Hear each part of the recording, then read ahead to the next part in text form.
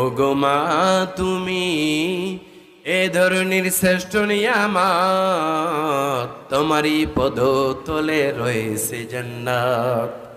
ও গো মা তুমি এ ধরনের শ্রেষ্ঠ নিয়ামত, তোমারই পদ তলে রয়েছে জান্নাত।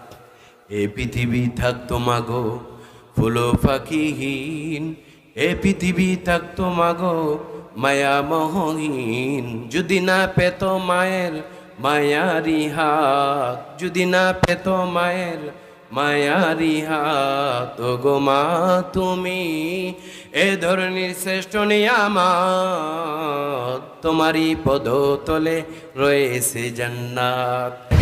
কিন্তু অধিকাংশ মানুষগুলো আমরা বিবাহিত, চেহারা দেখে বুঝতে পারতেছি।